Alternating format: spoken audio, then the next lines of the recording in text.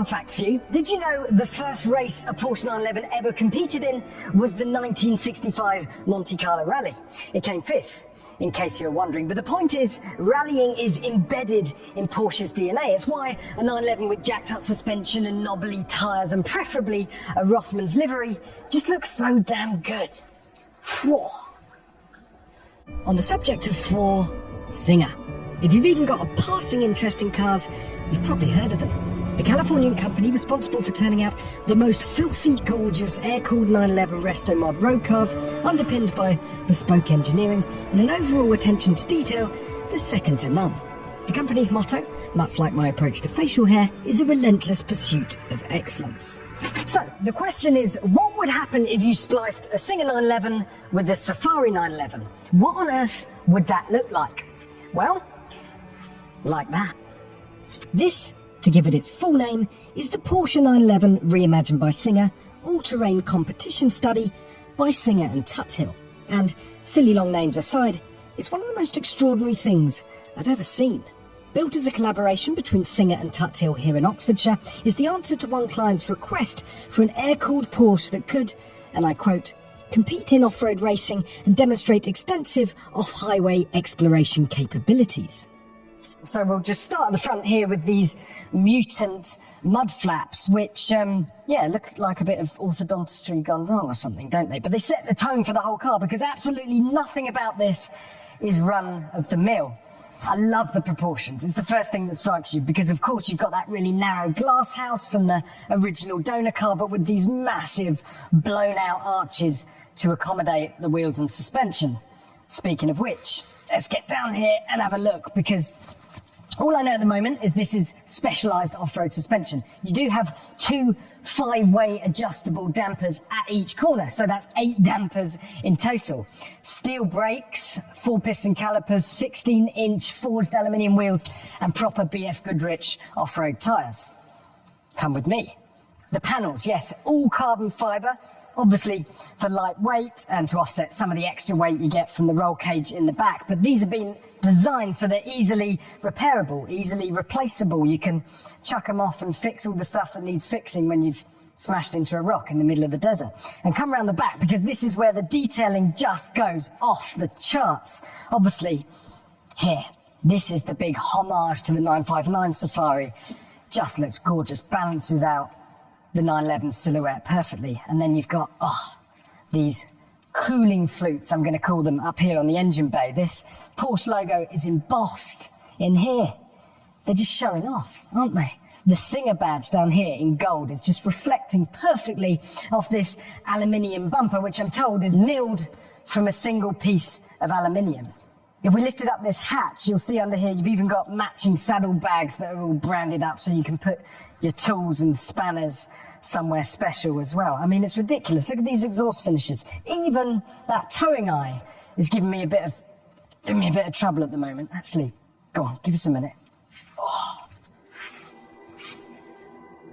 The donor car is a 964 from 1990. The engine, a twin-turbo air-cooled 3.6-litre flat six, developing around 450 horsepower, although that can be tuned for the specific demands of each event. There's permanent all-wheel drive, a 5-speed sequential gearbox, a long-range fuel tank, and 2 full-size spare wheels and tyres, one in the front and one in the back. Everything you need, basically, to go and boss the Baja 1000 or the Dakar Rally.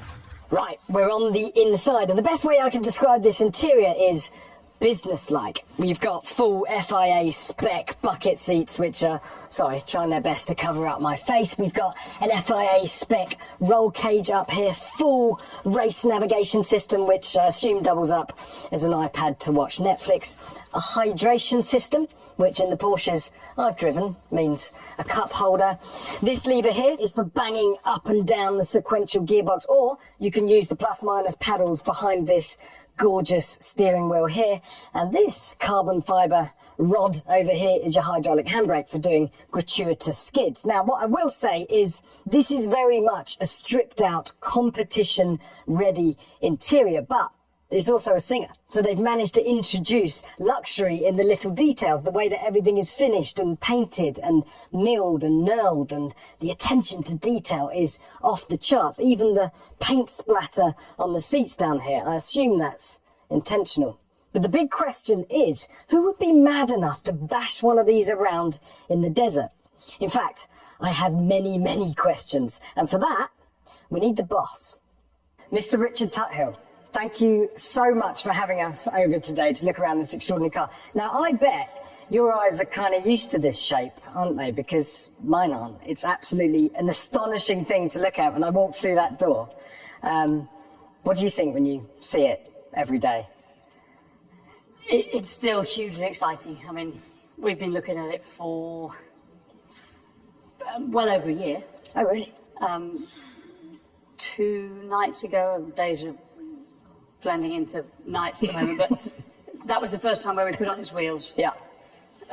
With the livery painted, and it's an extraordinary thing. So it's relatively fresh to you, so you say it's only just been fully bolted together in the last few days? Inevitably, it's a development car, so we've put it together and taken it to pieces, I'd say 4 or 5 times. Okay. But as ever, it's only when it goes together for the final time do you appreciate the enormity of what we've been up to. It's extraordinary. It's insane. So tell me about the origins of the project. Who called who? How did it come about? Well, there's a good one. So the commission was from one of Singer's existing long-term clients, a special client. And he dropped off a couple of 964s at the factory and said, can you build me a rally car? In California? In California, in LA. They said, we'd love to, but we don't, it's not what we do. Yeah. Thankfully, that's when I got involved. So they said, we know a man who can. Yeah. So they gave me a ring. Okay, and you're going to be very, very modest at this point, but you are the sort of expert worldwide in off-road racing air-cooled 911s. Is that fair to say? I mean, the East Africa Safari Rally, there's cars surrounding us here. It's a big part of what you do here at Tuthill, is that right? Yeah, I think it's probably what we're best known for. I mean, we do everything, but I'm a rally boy. Yeah. Always have been, and the safari is very, very close to us. But the chance to do this, every day's Christmas when you're involved in this. Yeah, absolutely. Project. How much then in common does one of these, well, this, because there's only one of them, with your pre-86 2-wheel drive rally cars over there? Engines in the same place, ish. Not a huge. There's no carryover. Yeah. But before I was building Porsches, I was driving 4-wheel drive cars. So it's not my first time thinking about these machines. They're wonderful. So this is from scratch. There's nothing to guide us in that respect. Yeah. And is it as simple as Singer did the design and you did the engineering? I'm sure it's a lot more muddy than that. But talk us through the sort of who did what and how the process worked, because your 2 factories are quite far apart. Yeah, I'm good with the whole time thing now. Yeah. But it's actually been a wonderful collaboration. And I'm not just saying that. It's been great fun. So I've learned a huge amount along the way. Their design process, the detail they think about, the styling element which they've become renowned for. I mean, they're the best at it. Combined with an element of craziness that exists in and around this building and in my head, it's a bloody good combo. Yeah. And did they send you CAD drawings of, this is what we want it to look like, now make it drive how we want it to drive? The project's evolved, so there's sketches, CAD, body designs, then you try and marry that with technical detail. Rob's been really good up to a point about... Well, Rob Dickinson, of course, boss of Singer, is famous for being very particular about how he wants things to look, because it is, the engineering has to be, of course, top drawer, but the style has to be millimetre perfect. Is that right? So talk about that push and pull relationship a bit. Yeah, I've learned a bit about that as well. But no, it does. But there's a form function thing that has to work. Yep. Otherwise, there's a lot of cars in the world that look great but don't do what they look like they should do, Sure. and vice versa. There's a lot of great cars out there that look awful. I hope we've got it right. Yeah. And with Rob and his design team's input, I think we can agree the styling's all right. We were talking earlier about the wheels. It's just a lovely illustration of sort of, there is a point at which we have no more spaces to put them there, but Rob will always push for this perfection in the way that the arch sort of blends into the curve of the tyre, I've heard on his sports cars or his road games. He is right up there in terms of getting that look and the relationship between the arch and the tyre. Of course, what's different here for him is there's a huge gap. Sure. So again, we're trying to get that balance. But as you move the tyre out, you're putting more load into the suspension and all of the mechanical parts, which have been designed to cope with it. But it's a thing we have to grapple with. But it's fine. It's great. Just picking up on a point you said earlier, so there are cars in the world that look like they do a certain thing and then don't really do it. In a way, you could make a fake Safari 911, jack the suspension up, put some wheels on it, but it wouldn't fare very well in a proper off-road rally. So this is obviously, the depth of engineering here is, to the nth degree. Before we start diving into the details, just tell us a bit about what is the DNA of a Porsche rally car? What does it need to survive? 911, in all its forms, even from 1965, was way ahead of the competition. Independent suspension, engine in the right place, and by that I mean traction. Yeah. So forget forward drive for a moment. You've got weight over the rear wheels. You've got engine, you've got cubic capacity, so you've got torque. Everything is just made for rallying. Yeah. Although that seems strange because they race so successfully, we know all about that. Sure. They did rally extremely successfully, but you've got great weight distribution, and actually now, and even in our Safari cars, we're going to end up, we're not quite 50-50. We're going to be 60-40. It's a winning combination. Yeah. It was basically right from the outset. So it's not quite, a sort of a Frankenstein 911. It's kind of a car that was, I said in my intro, the first race the 911 ever competed in was a rally. So it's there. It's in the car's DNA. They raced and rallied from the very beginning, but Monte Carlo. Yeah. And in fact, the car behind me was driven by Bjorn. He won Monte in an early 911. So. Porsche have never made a secret of their rallying heritage. All right, well, let's get into the details. I've sort of given people the headlines of this car, but I want to know a bit more about the engineering underneath it. To do that, let's open up the clamshells and take a good look underneath. Perfect.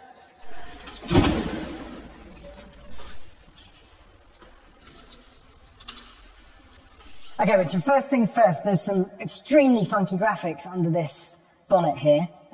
What's that all about? Well, it's wonderful in the first instance, and I think actually it's obviously a little bit of a nod to the Rothmans. Oh yeah, the of course, the blue gold. Days. Yes, yeah, very nice. And also, there's very snugly fitting, full wheel and tyre. There's also another one shoved in the back as well. Rally necessities, obviously, that must weigh quite a bit. Yeah, I mean, some of the stages that this could compete on are hundreds of miles long. So if you get 2 punches, you're in trouble. Yep. So yeah, put another one on the roof, couldn't you? It wouldn't be the first time, but centre of gravity is not the best place to be. Fair enough. Point taken. Right, and the suspension. So twin dampers at each corner. Is that normal? Is this is? No, not normal. The earlier cars don't have it. This is Dakar-esque. So again, you're just trying to share the load. So 2 dampers doing the work of 1 damper means more reliability. More reliability. And that's really does it always come back to reliability? You want a car that's fast and agile, etc. But if you can't get to the end of the rally, then... Yeah, you also want to just hit big stuff and laugh. I mean, just drive over and not worry about it. Not worry about it. Yeah. That's what this is about. You can go anywhere. That's the whole deal. Yeah, fantastic. And what about wheel travel? Because obviously these are in compression now, so even with that huge amount of gap between the arch and tyre, you don't appreciate how far they droop. Yeah, the droop's enormous. Again, it means that the wheel stays in contact with the ground for longer. Yeah. We've got about 265 millimetres of travel, which it doesn't sound huge, but when you see this thing jack itself up, it's enough. It's enough to do the job. Right, round the back, because we need to talk about the engine. I have to say, one of the finest looking engines I think I've ever seen. Isn't it? I bet it didn't look that good on the original Mule, did it? No, it's had a bit of styling gone into it, but as with everything, it doesn't just look pretty. It's there to do a job. It delivers 450 horsepower in its current form. But it's turbocharged, right? So you can twin turbos, so there's plenty of scope. 3.6, 3.6 litre. And when you say plenty of scope, that's a very modest way of saying you can turn it up or down relatively easily. We're in a test stage, so 450 horsepower is going to be plenty to make this move at a hell of a rate. Yeah. And what about the gearbox? What can you tell us about that? So four-wheel drive transmission, bespoke for this car, didn't exist, now does. Currently 5-speed sequential, both manual and paddle. It's package protected for 6-speed, so that's just a natural way to evolve the car. Sure. And of course, depending on how the engine's working and how much boost you're running and all that stuff, and the events you might want to do, or the use the car's going to see. So it could take another gear. Take another gear, give you more top speed. Very cool. And the panels, right? So I alluded to them earlier, carbon fibre, but of course, if you're going to be fixing this car in the dead of the night in the middle of nowhere, you need to be able to take them off to repair them easily. Can you take the whole under tray off underneath? Yeah, I mean, look, this is one of the biggest parts of the design. Yeah. Rob was adamant that we had clams. He was right. Yeah. But no, the reality is they're hinged, which is not just a hinge. It's a super clever bit of engineering that pulls a clam backwards as it comes up. But yes, essentially, a couple of bolts and they're off. Yeah. We want to get. There are certain times on events where you just need to get this stuff out of the way. Yeah. But there's intercoolers housed in them. Yeah. There's underguards. There's mud flaps. There's actually a lot going on everywhere because the car's small. The package is really small. Every full of stuff. Every bit of it has to pull its weight, so to speak. Yeah, it's all doing something. Yeah. Do you reckon we can jack it up? I want to have a look underneath because you can expose it, can't you? Yeah, we can have a look around because it's glorious from every angle.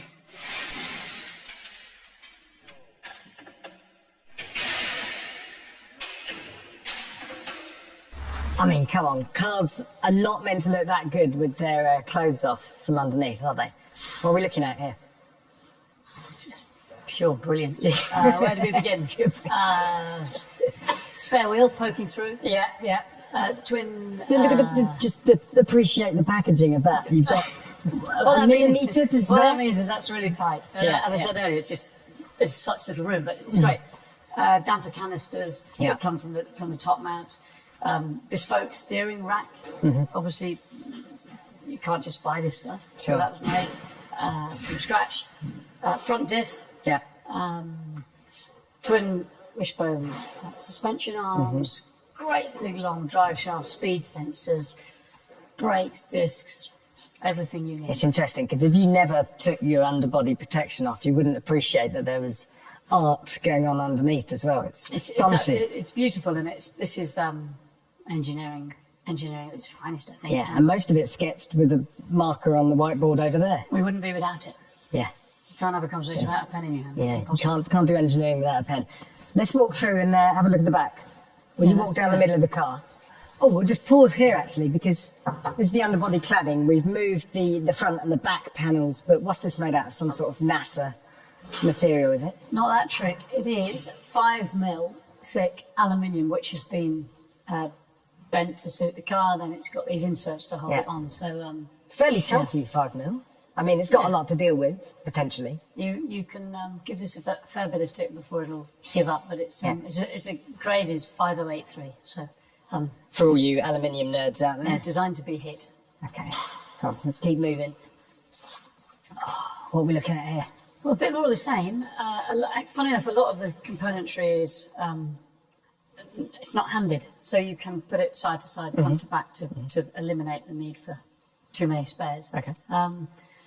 Carbon air boxes that sit under here, that's obviously protects the engine as it sucks everything it needs to. exhaust manifolds, which are wrapped because they get so hot, as does this whole area. So that's something we've got. I did notice some sort of gold heat shielding on there. Reflection just to deflect this lot away from components we don't want to see the heat. There's a very cool thing in here, which is a heat exchanger. So it's an air-cooled engine. Yeah. So it's cooled by air and oil. The oil is circulated through a heat exchanger. That heat exchanger is cooled via a radiator at the front of the car. So we pump cold water from the front round the heat exchanger. Yeah. The oil passes through the heat exchanger and it keeps it gloriously cool. So it's a water-cooled, air-cooled engine. Not quite, but something like that. But there is some water involved. There's a little bit of water, yeah. The whole thing is held onto the shell by these subframes, cross members. So, in theory, take a whole load of these bolts out, and the whole thing will come down as one. Because you may need to replace the entire rear end at some point. With all things rally, you've got to be prepared to get in pretty quickly and fix things. This is still relatively tricky because it comes back to packaging, but we can get at everything we need to. Wow. To be that functional and this gorgeous is just outrageous, frankly. Hell of a challenge, but let's see. I think we're nearly there. So this is obviously a study, a prototype, a car that's in development. What's next for it? Are you taking it testing? Where are you taking it testing? So it's a wonderful thing to look at. Yeah. Actually, as of Monday, now Friday, that's when the testing begins. Okay. So we want it to work everywhere. Any corner of the earth that you want to go and see. Yeah. We want this to do that job. So you're going to be flying it all around the world and putting it through the ringer. Well, we've got a test program, so it means that I get to do a load of that in very very locally, Wales, Morocco, obviously Californian desert, all of that stuff. But the client sent me a handwritten map 3 nights ago, which he wrote out whilst eating at a restaurant, ripped the tablecloth as he left, then he sent me a picture. And there's not much of the earth he's not going to visit in it. Oh, literally. And so he's going to be sort of heavily involved in that testing program. That's part of the sort of experience for him is developing I think the that car. is an opportunity to develop your own car. Sure. So he'll see all Well, elements. it sort of leads on to my next question. I was going to say, you know, the person who's going to own this eventually, what's he going to do with it? Is he going to enter the Baja 1000? Can he? Is there a category that it's eligible for? Yes, absolutely. So it can compete. It can compete all over the world on all sorts of events. But the reality is we've got to make sure that it does everything. Yeah. And I think it can. And he's been quite generous in saying that once it's finished and developed and you've made sure that it works as it should, other Singer customers, if they want to spec a sort of this Safari specification, he's fine with that. Yeah. What a great bloke. What a generous bloke. Because it would be easy to just say, no, there's one and it's mine and that's it and no one else is allowed to play. Well, we're building car 2, so that's committed, which is a more tarmac version. Yeah. Still extreme, still go anywhere, but more of a tarmac rally car. Not quite like this. So there's 2, and with a bit of luck, there'll be a few more. Interesting you say that, actually, because is that going to be road legal, that number 2 car? Is it possible to do a road legal version of this? Road legality is something that is so dependent on where the car's going to end up. Yeah. So it's too early to say.